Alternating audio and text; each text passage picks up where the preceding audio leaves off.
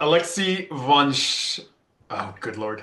Voloshin. He even told me how to pronounce it before I screwed it up. But born in Ukraine in 1994, he moved to the United States with his family in 1999, settled in Washington State, and then moved to Alaska in 2009, and it has been Alaska home ever since. I got the fortunate of meeting him and his beautiful wife last summer. It was cool. He tried to send me home with a bunch of fish, but I wasn't quite ready for it. Graduated with a bachelor's degree in geomatics from University of Alaska, Anchorage, Alaska, class of 17. Then completed his exams and became licensed in 2022. He's worked for Alaska Construction Surveying since 2015.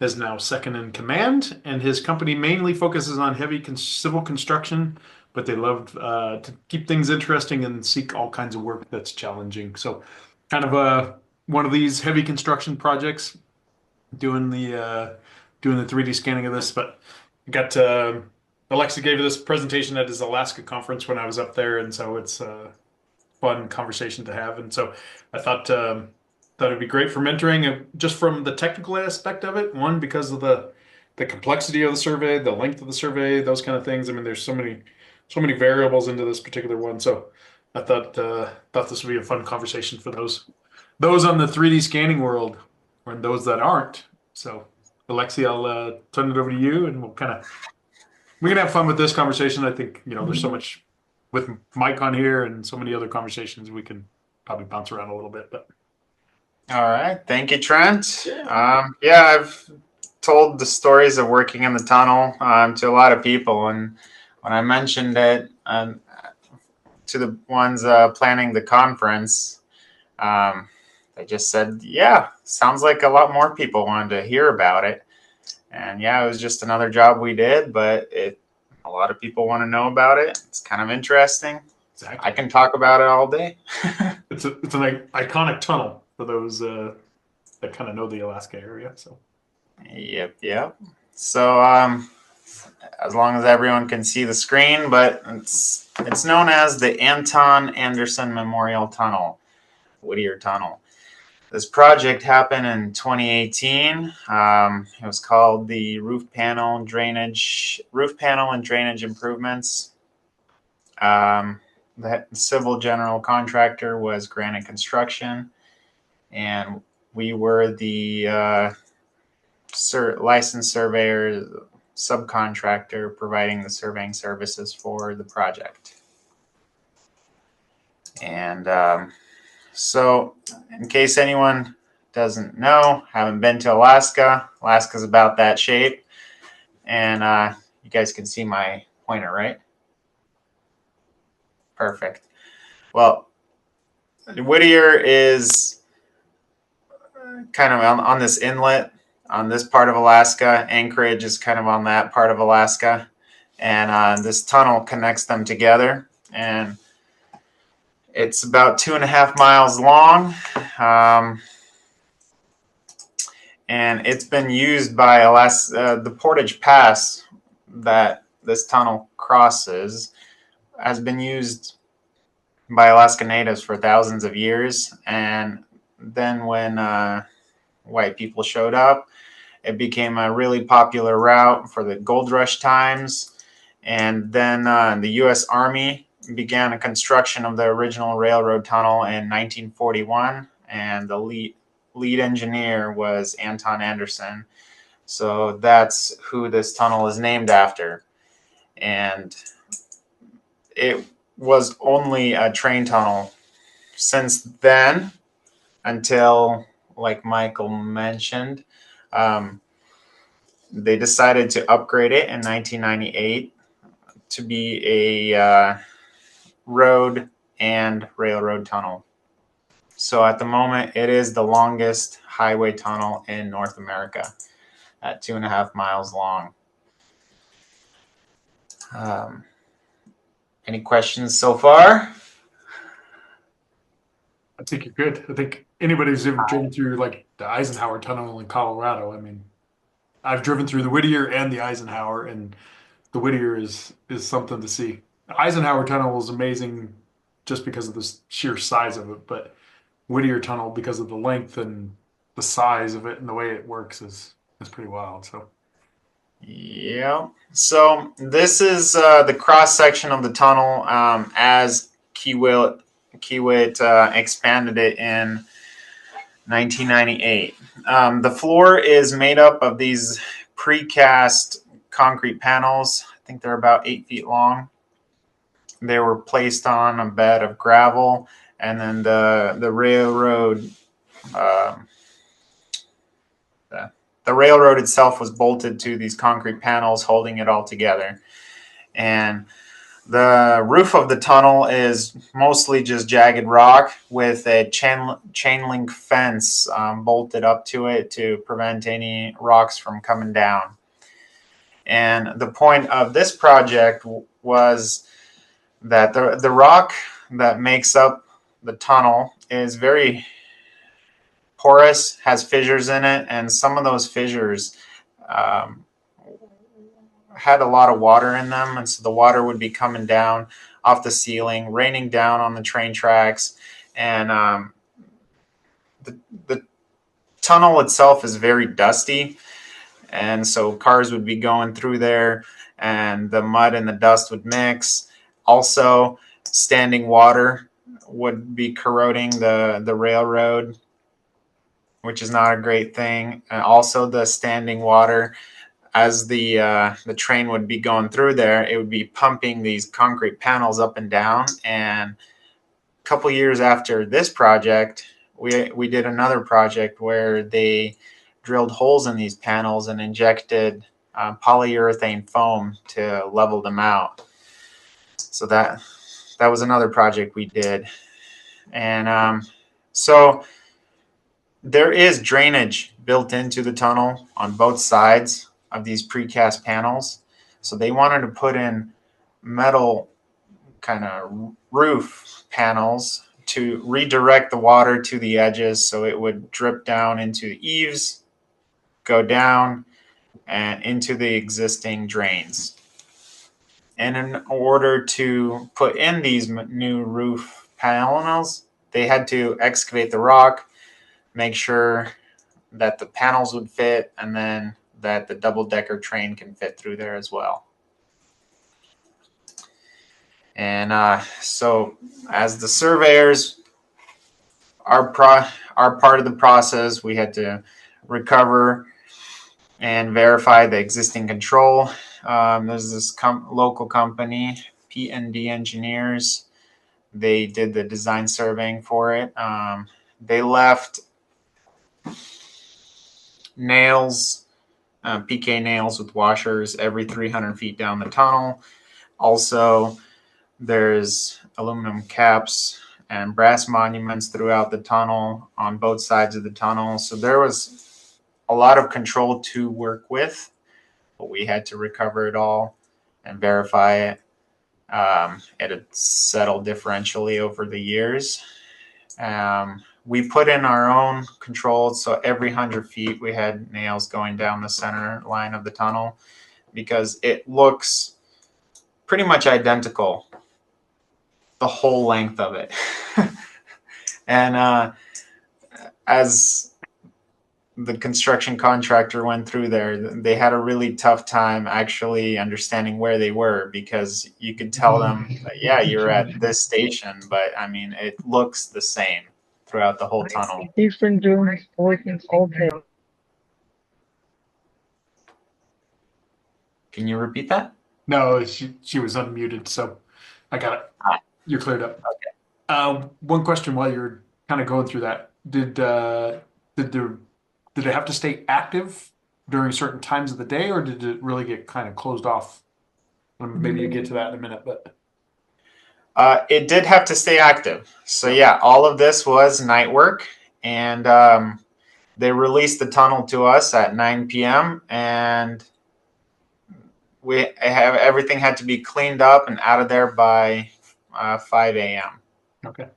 So it was an 8-hour shift that we could be in there, but that 8-hour shift would be interrupted by trains who would show up whenever they'd want to. Alaska Railroad did not give granite construction very clear schedules, and when the train would show up, it would often be late. They'd say, "Yeah, we're expecting a train at some point today," and so you don't know if you're gonna just about to get set up for work, and then they're gonna give you a call. Okay, everyone get out of the tunnel. The train has to go through there in 30 minutes. So Lovely. that was a lot of fun. Yeah, exactly. This is near the end of the project. As you can see, these are the new panels that they put in, but this is kind of what it looks like. There's the precast panels with the railroad bolted to it. So it's very cold in there. So this was a wintertime project, damp, very dusty because of the rock chipping work. Very loud because you're in a closed environment with jackhammers running around you. And then it'd be frequently dark because at the same time they would have to unhook all the cables that feed the lights in order to work around the lights safely. So, well, it's a good thing that 3D laser scanners do not need light in order to work properly. So that's an excellent thing. And it was night work. Granite construction only had that 8 hours per night to work in there, and as did we. Very inconsistent train schedule. On top of the train schedule, there'd also be emergency vehicles because that's the only way in and out of Whittier. So if there need to be an emergency vehicle coming in, either police, ambulance, or whatever, everyone would have to clear out of the tunnel in order for that vehicle to go through. Once the construction part started, where they'd have rock chippers and excavators in the way, obviously you can't really move that out of the way very quickly. So they tried to work around granite in order to actually get the job done. It was a remote project basically. Once you're in the tunnel, you're locked in there until the job's done for the day and you can go home. There's no GPS. Everything had to be conventional, total station work. And then in the end, our job was to provide guidance for the construction laborers to tell them how much rock to remove off this ceiling, exactly where. And so that was a difficult part of deciding how to make a usable product for those guys. For the hardware and software options at the time, we did look into dedicated tunnel scanning tools, and I think P&D engineers, that's what they did. They hired someone to fly up there and they scanned the tunnel on a mobile laser scanner. When I talked about this at the conference, someone had knowledge of that, but it was very expensive to buy that, and you in order to rent it, you had to rent it well in advance, and everything had to line up just right. While this was for like a construction project, so we had to scan it beforehand, scan it during the construction process, and then scan it afterwards. So we need it multiple times. We didn't really know when we'd need it.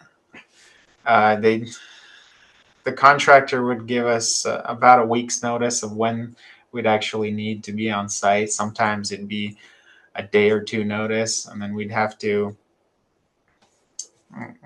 call our equipment supplier and see what they had on hand to go and do some scanning out there. We didn't want to buy too much dedicated software, and all the design was done in AutoCAD and Civil Design tools, so it had to be compatible with that for the software part. And we have a good relationship with our equipment supplier here, the Surveyors Exchange of Alaska. For their optical gear, they stock Leica products, so we ended up using mostly Leica scanners because that's what we had on hand. That's what was available for us. We do have Frontier Precision here. They rent Trimble scanners, but yeah, we use Leica, the Leica guys. And in order to use the Leica scanners, the one software I did have to learn from scratch was the Leica Cyclone software. And it's very neat, but Leica, they do classes, online classes. So my boss signed me up, and I think it was like 2 weeks intensive training, went from scratch to learning all about the software, how to process the point clouds, how to do registration, everything you need to know about it. And they provide ongoing tech support, and I use that often. So this is just a graphic I found, but it would be very cool to have a dedicated tunnel scanning tool. It's something that can just roll down the tunnel and continuously scan it. And those tools do exist, but they're not easily available for rent in Alaska, at least not at the time. Maybe someone has it right now. But so the first scanner we did use was the ScanStation C10. It sets up like a total station. You set it up over a known point. So for us, we had those surveyed PK nails every 100 feet down the tunnel.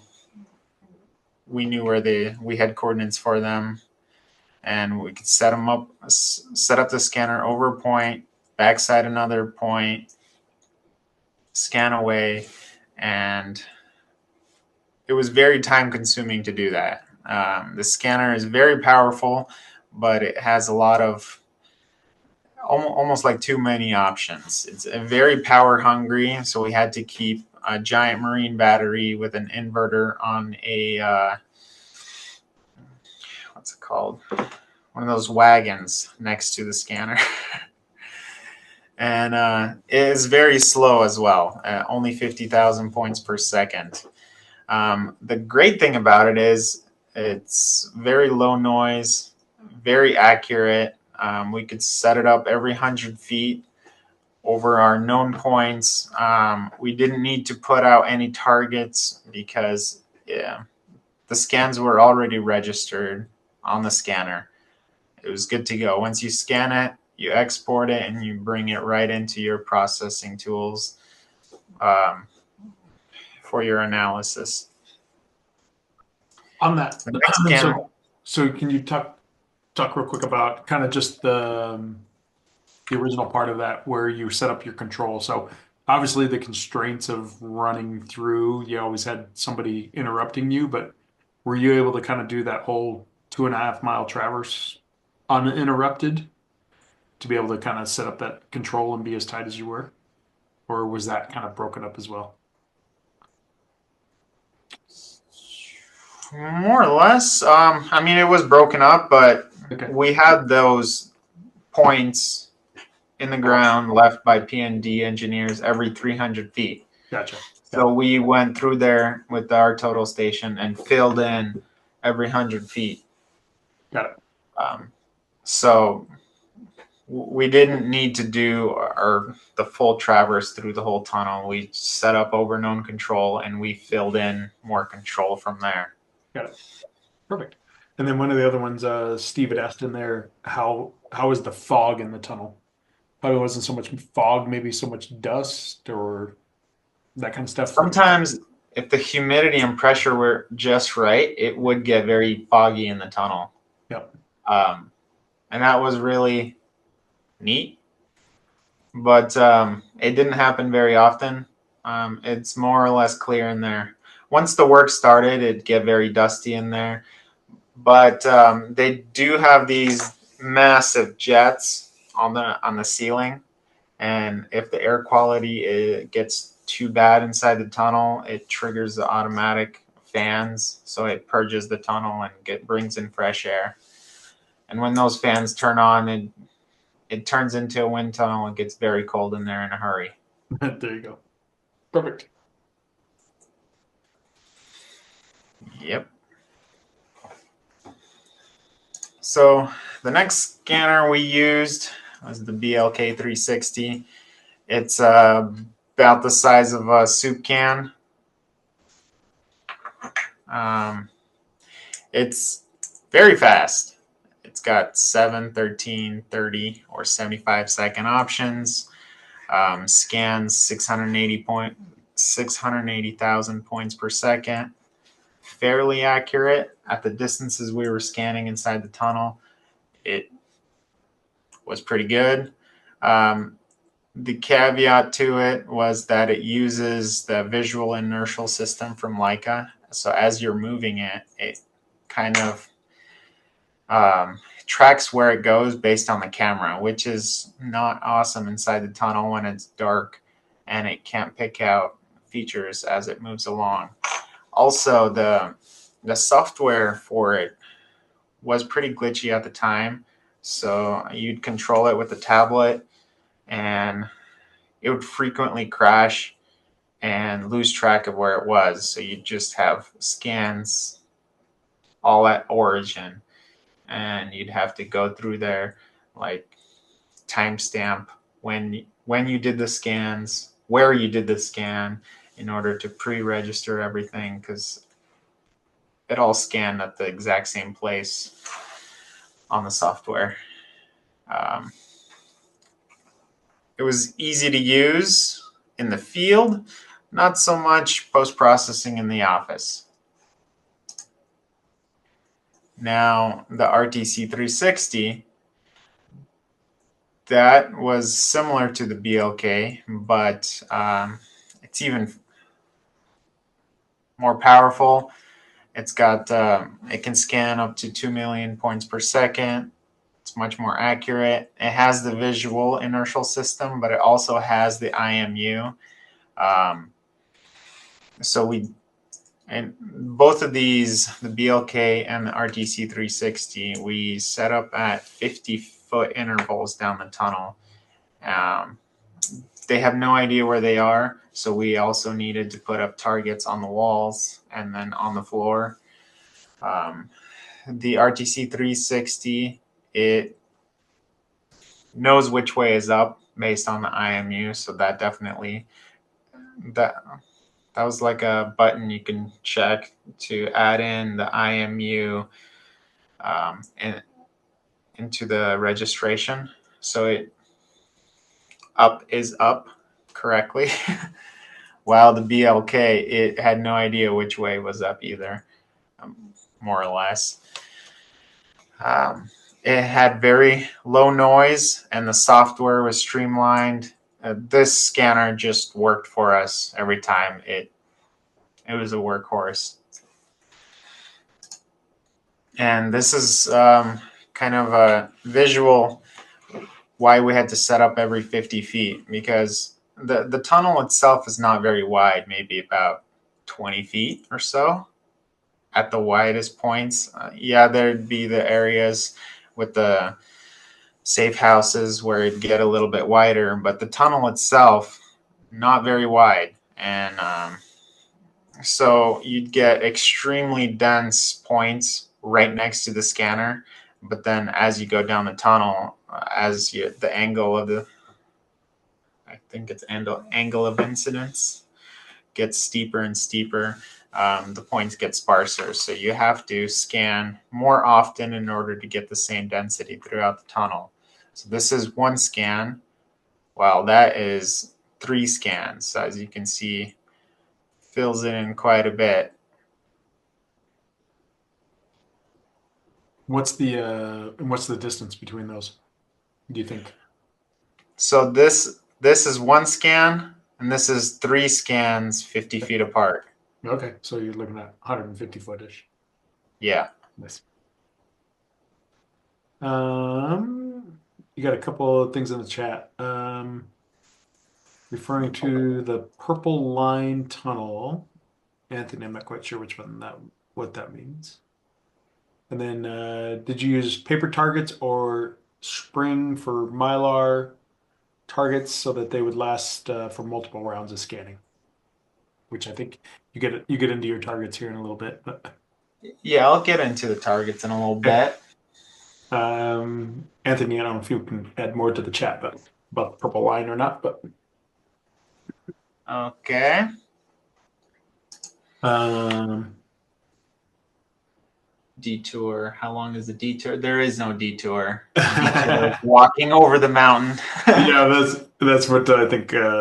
That's what Mike was trying to say. That's awesome. Yeah, by ferry around the portage and then hiking. Um, Anthony, this is a Whittier tunnel up in Alaska. So Yep. So that's the next there you go. slide. Right into the The target. targets. So we used these. We made them 8 inches by 8 inches. I just laser printed them on Right in the Rain paper and spray glued them to 1/8 inch plastic. I just bought sheets of like 4x8 sheets of plastic from a local supplier, cut them down to 8 inch squares, and glued the paper onto it. So that was in 2018, and they're still there, and they're still in decent shape. So Right in the Rain paper lasts a long time. I missed those when I drove through. We use our Hilti rock drill to drill a 1/4 inch hole, and so I drilled a hole through the center of the target and put a PK nail in, just nailed them to the wall. And then we'd go through there with the total station and survey the center of the target reflectorless. And that was about as accurate as it needed to be. So, and then as we went, because we had the accurate points on the ground, we didn't want to put permanent targets on the ground because they'd be useless as soon as the train went through there. Everything just gets dirty on the ground. So I'd carried a blank target with the hole cut out, and I'd put it over the point. So we'd set up the scanner right next to the point that's on the ground. And so it'd be, we'd have very dense scan right around the scanner, and it'd be very clear where the target is. And that's an example of what the target looks like in the point cloud. So they light up like a Christmas tree is the term.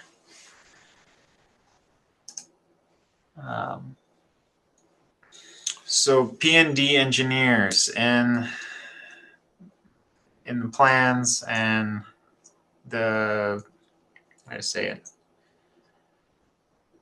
extra information that they provide with the project. They had these excavation heat maps, and also the cross sections for the contractor. And so part of our surveying contract was to confirm prior to construction that this is correct, verify once the excavation was done, and then once they put the roof panel up, make sure that there was enough clearance after the roof panel. So P&D engineers, they did their own scan, and they provided us with these heat maps, and we had to confirm that in a way. And this is a cross section of what needed to happen. So in order to fit in that metal roof panel, a certain distance had to be excavated outside that envelope of the roof panel. There's, I think, 12 different types of roof panels, all different shapes. the P&D engineers, they did this tights analysis based on only 3 of those panels. So they chose the three most common types of panels, and they ran through there with their template and did their analysis. But there was about 12 different roof panels that the contractor had to put up, and they wanted us to confirm if there was any spots that didn't actually need to be excavated, because P&D engineers, they did kind of a more generic analysis. But once we did the exact panel that actually had to go in that exact spot, we found there was several spots that didn't actually need to be excavated. Granite could go ahead and put the roof panels up and save them a bunch of time. And for their day-to-day work, they welded up the most common template for excavation, and they had it set in the ceiling with some all-thread bolts. And what they would do, they had a big flatbed trailer behind a semi-truck, and they would park that trailer right under this angle iron template, and they would extend these fiberglass sticks until they would just barely touch that template. And then they would use that flatbed trailer with the fiberglass sticks sticking up, and they would slowly drive through the area of excavation. And that was their kind of day-to-day check of how much rock scaling they had to do. And this was the product that we provided for them. So there's kind of that heat map. You can see how there's the areas of where the chain link fence would be hanging down off the ceiling, and that's not actually excavation that needed to happen. While once it becomes solid, that would be a section of rock that needed to be scaled. And then we give them these cross sections so they'd know roughly how much rock needed to come out. And so that's an interim check once they did most of the work. So this was before construction, after construction, before, after. And then once they put the metal panel up the same spot, we do the train clearance envelope analysis just to confirm that there was nothing hanging into the train clearance envelope, and didn't need to do this whole pretty picture anymore. This is all the railroad and DOT wanted out of the finished product. Was that 5-foot intervals? Is that what I saw? Yes. Yeah. So that's this is a product that point cloud softwares can do, where you take a slice, say every 5 feet, but the slice itself is 5 foot thick. So each cross section here that you see, it represents a 5 foot stretch of the tunnel, while Civil 3D cannot do that. So when you plot the cross section of the tunnel, it only plots the cross section at exactly that point, just like the 1 millimeter thick in space. So it's not as useful. And if at some point in the future Civil 3D will make a tool where you can project a certain thickness slice of a point cloud to a cross section, that would be very, very useful. in my opinion. I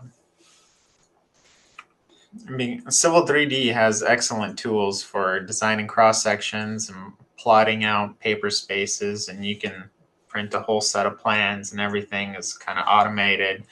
Very powerful tools for that, but they're severely lacking in their point cloud processing. Some messages.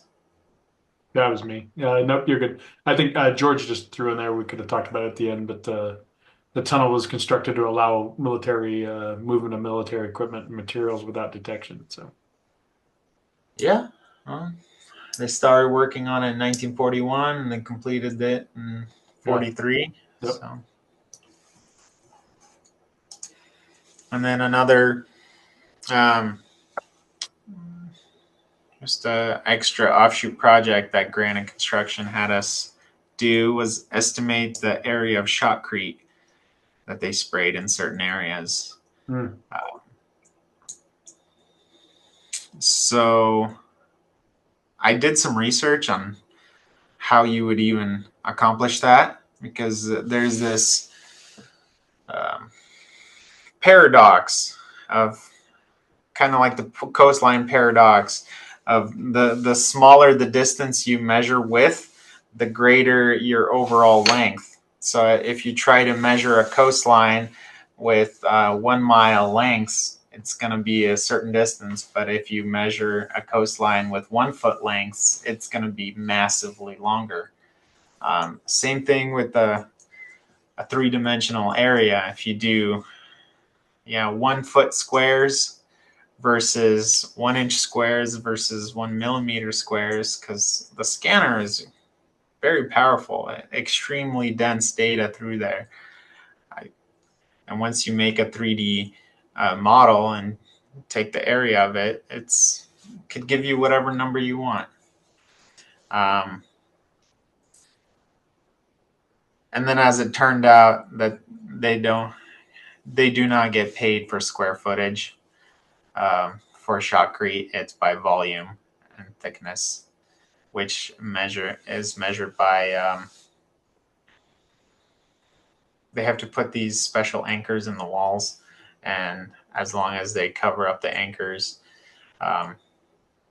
they're good for the thickness. And the wall is very rough with rock. It goes in and out quite a bit, while it just looks like smooth concrete afterwards.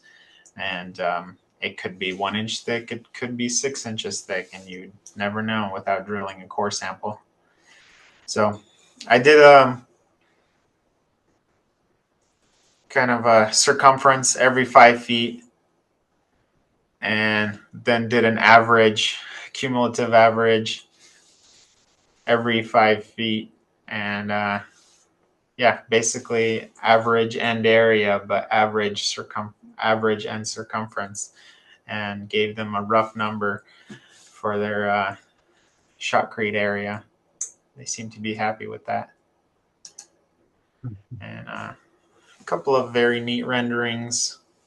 3D scanners are very powerful, and they can make a very pretty picture with not a whole lot of work, but then actually extracting useful information for construction purposes or for design purposes is big. Yeah, that's where the money's at. That's where the money's at. Yeah, I would love to make neat renderings all day, but renderings don't pay the bills. And so we use 3 different scanners. Now there's even more scanners available for us to rent. There's the SLAM scanners. There's the railroad mobile scanners.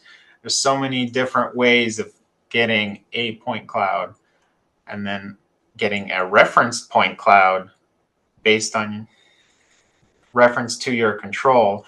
But then once you have that point cloud, actually processing it and analyzing it and giving a useful product to a customer. I probably would not use Cyclone again. About 2 weeks ago, one of the railroad surveyors called me and asked to chat because they wanted to use that scanner on a couple of internal projects. They wanted to do some clearance analysis, and they've already done it before, but they wanted to chat more and see how I completed this project.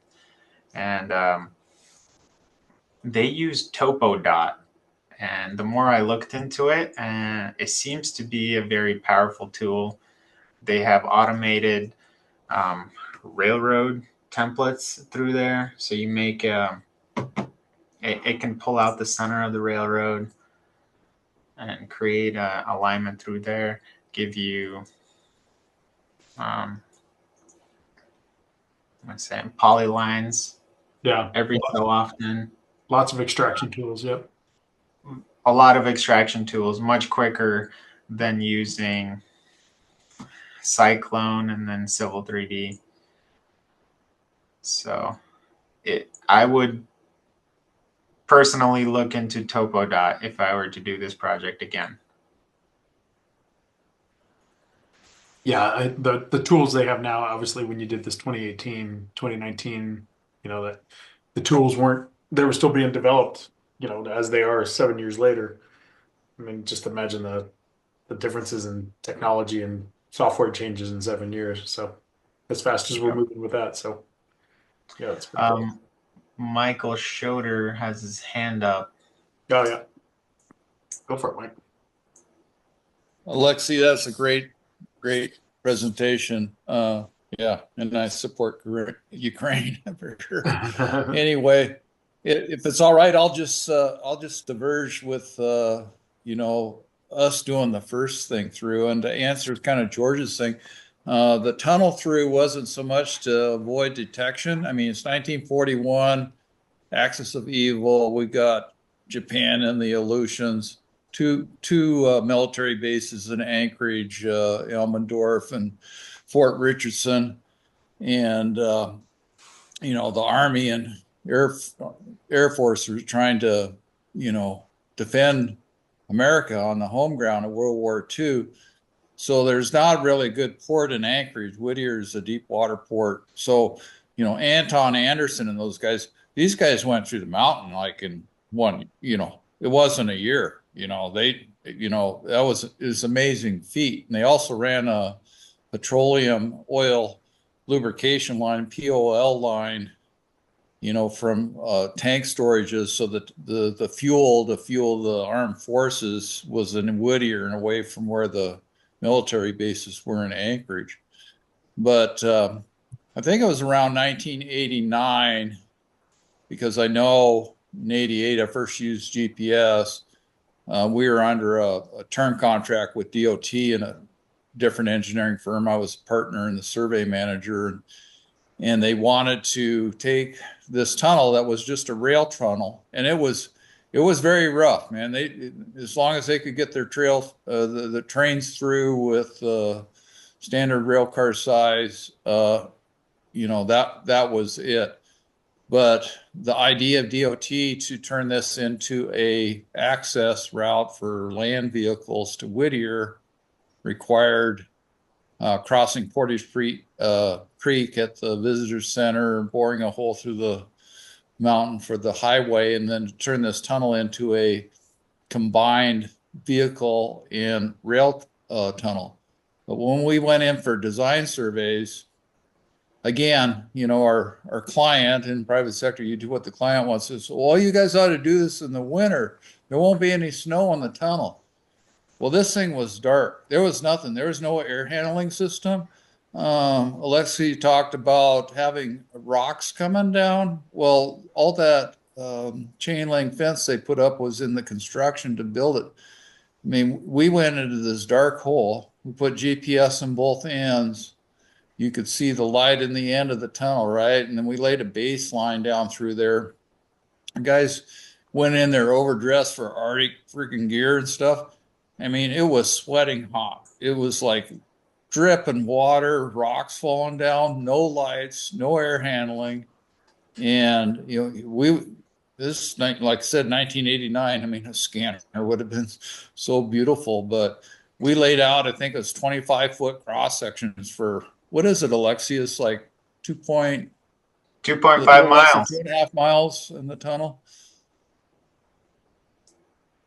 Sorry, I interrupted you.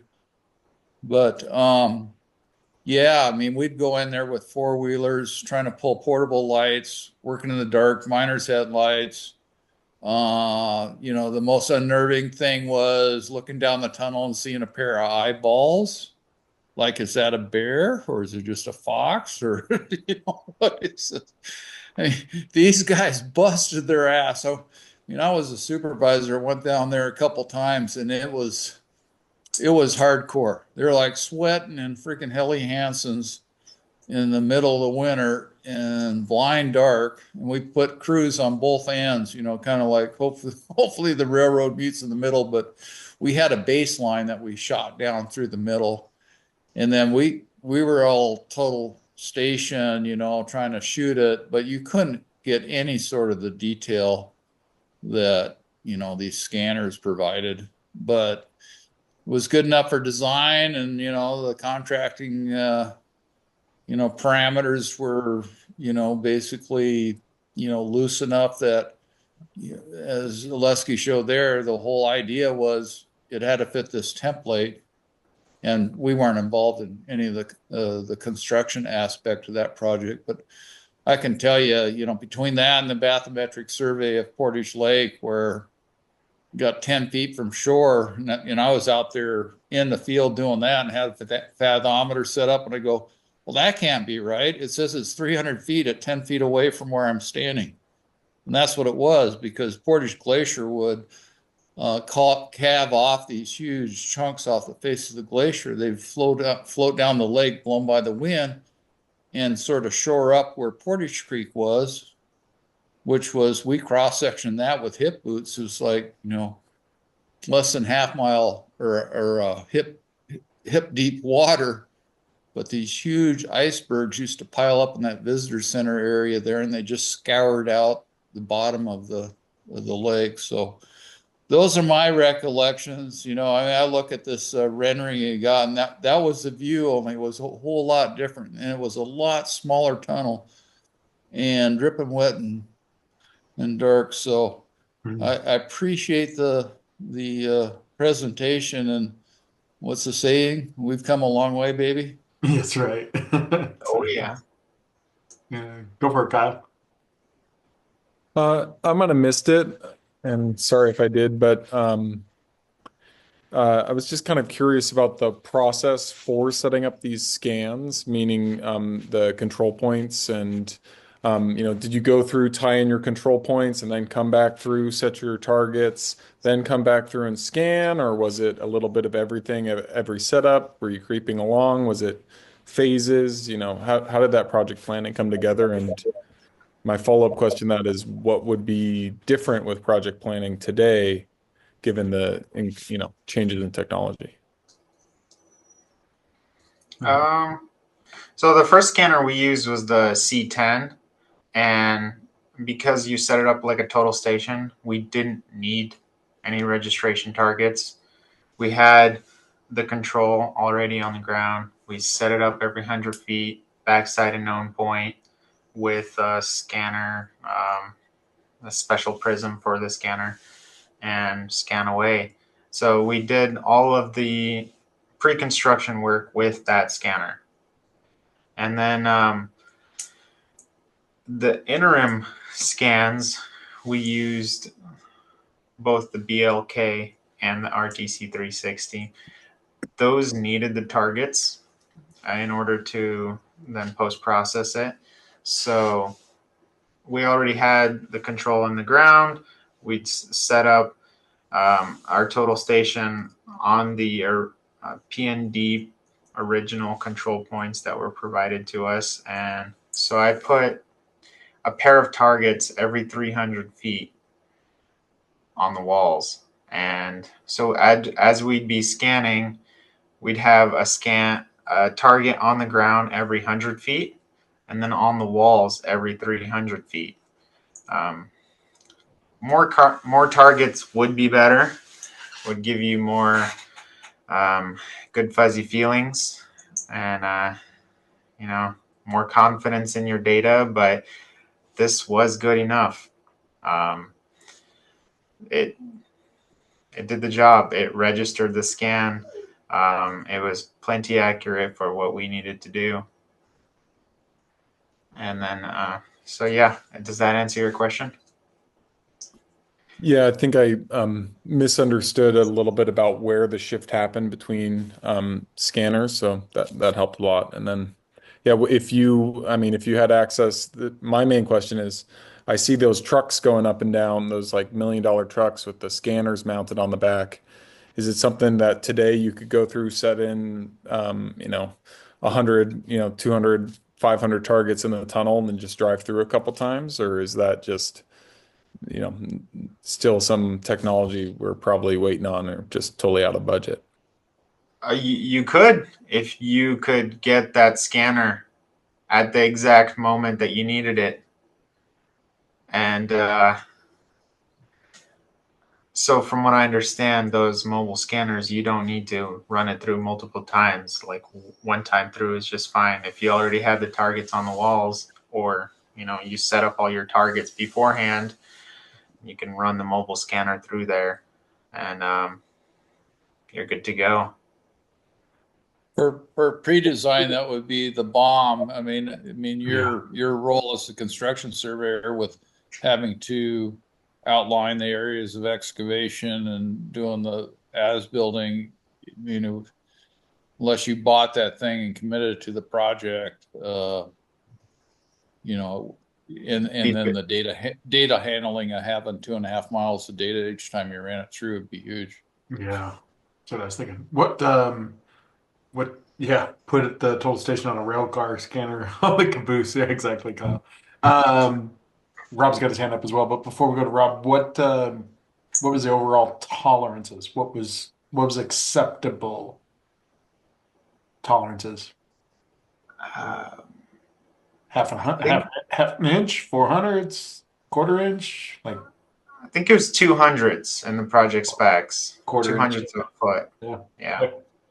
Yeah, that's huge. That's tight, especially over that distance, 2.5 miles. That's a lot. Let an inspector call you wrong. No, I know. Exactly. Agreed. Go for it, Rob. Yeah, clearly that spec was written by an engineer. Yeah. Yeah. So we definitely got better than 200s. Wink, wink. Yeah, that's right. Right. Yeah, at 95%, I'm sure. Yeah, his rag tape says you're 5 thousandths off. Yeah, exactly. At his hand level. Yeah, this is pretty cool. My team did scans of I think it was the fourth bore of the it was the third bore of the Caldecott Tunnel between Oakland and kind of Walnut Creek, Concord area. And we did that with a mobile scanner. And we did multiple passes just because we're going to be in that tunnel long enough that we're concerned about IMU shift. And the interesting thing was that tunnel changed elevation considerably inside, and of course went through curves. So pretty exciting stuff. I think in a 2.5 mile stretch with a mobile scanner, you'd have difficulty maintaining really your orientation with the IMU not getting corrections for 2.5 miles. You get too much drift for that long. But really cool presentation though. Yeah, a lot of moving parts, that's for sure. Yeah. Thank you. Yeah, those as I mentioned before, we did the interim scans, but that wasn't just one day. We did multiple scans whenever the contractor needed us. They got a section done and they wanted us to check it. So we'd go rent the scanner, get in there, scan it, process the data, provide them with the information. There were sections we had to scan 2 times in the interim because they thought they were done. And as it turned out, they weren't. They needed to excavate some more. They missed a spot. Their little fiberglass stick template didn't tell them what they wanted to see. Yeah. Cool. So, What is the elevation change from one side to the other? I was just kind of about 70 feet. okay. Yeah, I was just pulling up Yeah. on Google. I was just trying to figure out what the Yeah. It goes downhill from Portage Valley into Whittier by about 70 feet. yeah. I just so Google Earth says 208 to 116. So yep. I was looking. An interesting thing is it's like complete different weather systems. I mean, and Whittier is a very maritime weather system, and the pressure gradient in the weather on the Portage tunnels way different. So yeah, the elevation. Somebody asked about fog, but and wind in that tunnel before they had the air handling system sometimes could be gale force coming through that tunnel, kind of like a Venturi. Just the whole history of Whittier as a town, and it's wild. I know. So my story is when we drove through, we went through last summer and drove through it, and you got to wait for what is it, every 30 minutes or something? What is the time frame, Aleksey? It's like 30 Yeah, minutes. every 30 minutes. Yeah. Yes. It's crazy. So you drive through and it's 30 minutes, and then we drove through the town, kind of saw the whole thing, and within like 10 seconds, and then was like, oh, we better get back in line so we don't have to wait for an hour basically to drive the car back through while we wait on the next train. So it was kind of funny. And it was rainy and nasty weather, like they said. Mike always liked to say, shittier. What is it? The weather's It's always shittier in Whittier. Yeah, shittier in Whittier. So it's pretty wild. But if you guys ever pull it up on Google Earth, you'll see that the town itself is like, there's nothing to it. It's crazy. So that's how they handle the traffic through there. They let a train through, then they let one direction of traffic through, and then they let the other direction of traffic through. Yep. So every 30 minutes it switches directions. Crazy. And if a train has to go through, they just tell everyone to wait. Train goes through. Yeah. Train going to Whittier is not too bad, but coming out of Whittier, it's climbing uphill, creates a lot of smoke. Then they have to wait for the whole tunnel to purge and get our air quality to be acceptable for people to drive through.